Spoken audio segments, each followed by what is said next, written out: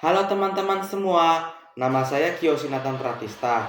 Pada kesempatan hari ini, saya akan membahas keanekaragaman hayati flora dan fauna di Indonesia, kelangkaan flora dan fauna di Indonesia, cara mencegah kelangkaan flora dan fauna di Indonesia, serta contoh-contoh flora dan fauna di Indonesia.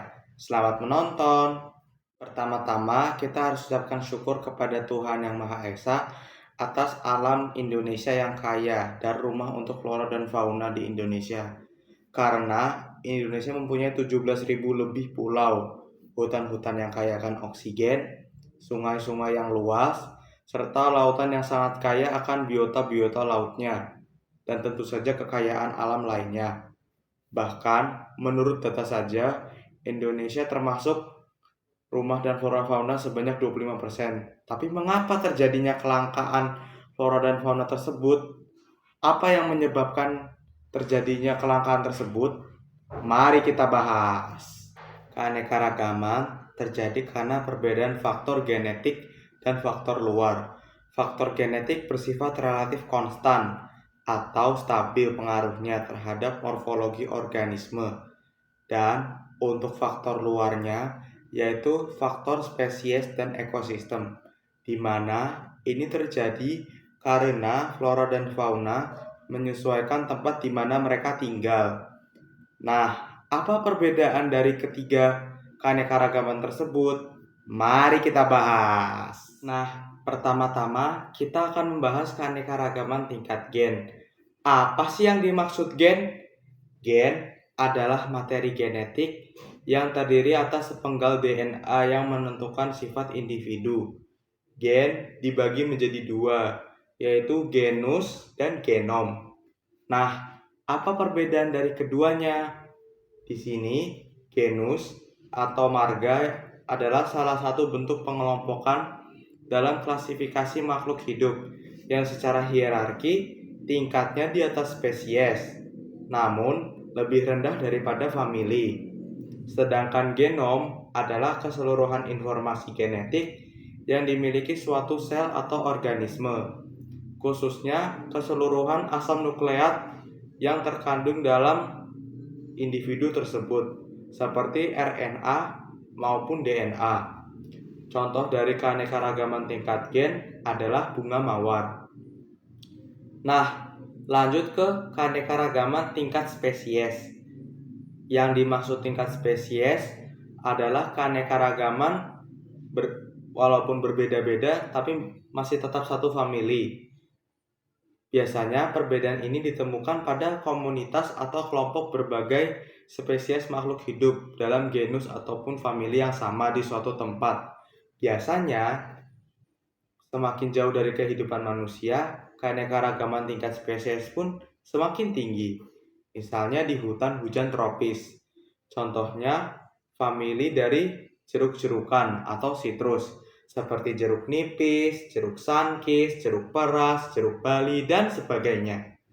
Keanekaragaman tingkat ekosistem merujuk pada keragaman habitat, yaitu tempat berbagai jenis makhluk hidup melangsungkan kehidupannya dan berinteraksi dengan faktor abiotik dan biotik lainnya, seperti ekosistem pantai, gurun, danau, dan sebagainya. Nah, korelasi adalah hubungan antara flora dan fauna yang saling melengkapi satu sama lain. Nah, mengapa terjadinya kelangkaan pada flora dan fauna di Indonesia? Karena manusialah yang merusak tempat tinggal flora dan fauna tersebut, seperti bertambahnya kebutuhan manusia. Hampir setiap hari timbul kebutuhan atau keinginan manusia untuk memuaskan atau memenuhi apa yang memang dibutuhkan.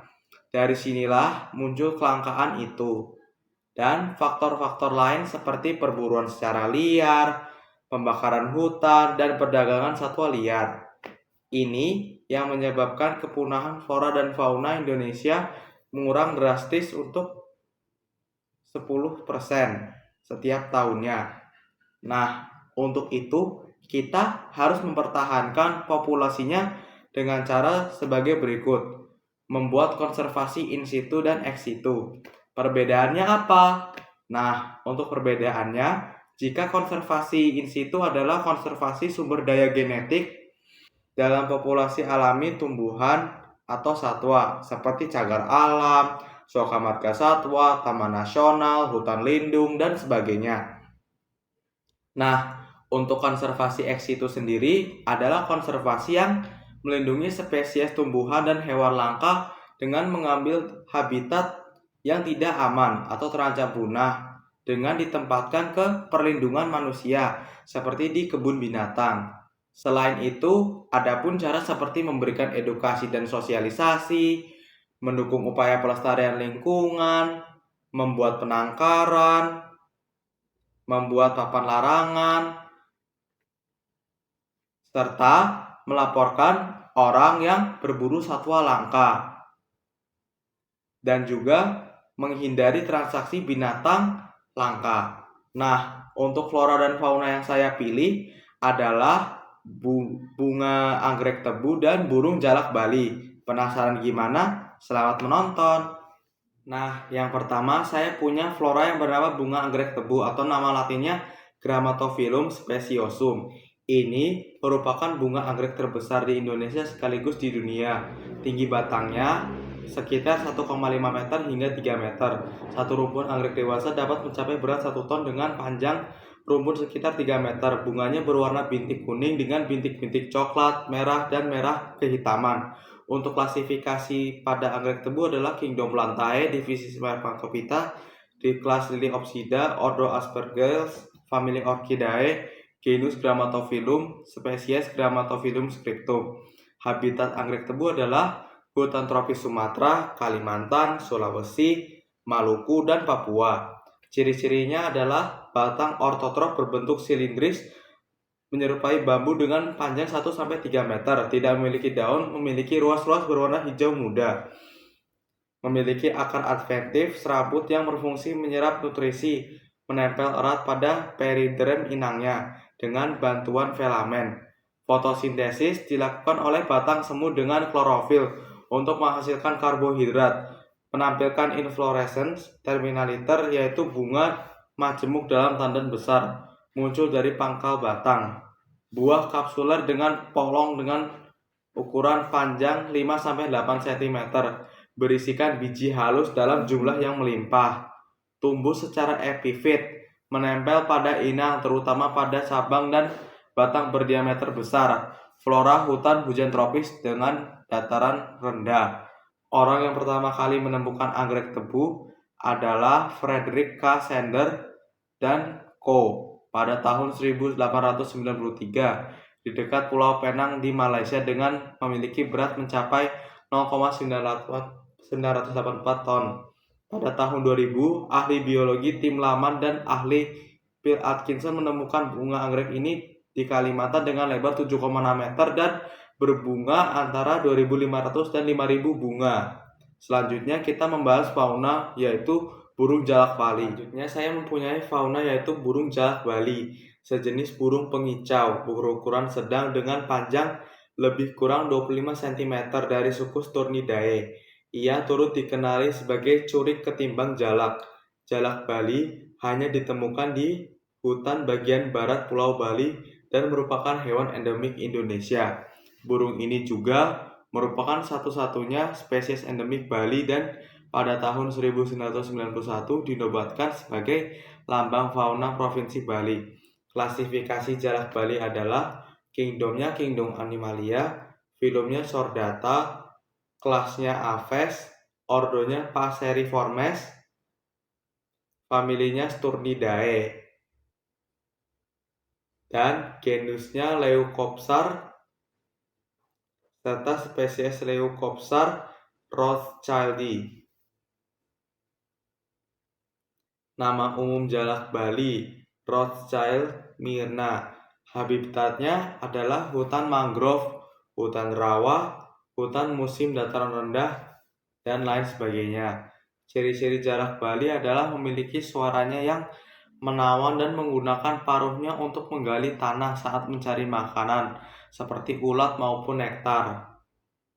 Yang kedua, mempunyai ukuran tubuh sekitar 25 cm dengan berat badan sekitar 90-100 gram. Warna bulu didominasi putih, terutama pada bagian sayap, ekor, dan punggung, serta memiliki corak hitam pada area sayap, ekor, dan corak mata, biru pada area sekitar mata. Yang ketiga, memiliki paruh berwarna kuning terang dengan dipadukan dengan warna coklat. Yang keempat, memiliki kaki berwarna keabu-abuan serta kebiruan. Suka hidup berkelompok dalam jumlah besar, umumnya sekitar 100-150 ekor untuk satu kelompok. Jalak Bali sendiri ditemukan pada tahun 1910. Nama ilmiah jalak Bali dinamakan menurut pakar hewan berkebangsaan Inggris, yaitu Walter Rothschild, sebagai orang pertama yang mendeskripsikan spesies ini ke dunia pengetahuan pada tahun 1912.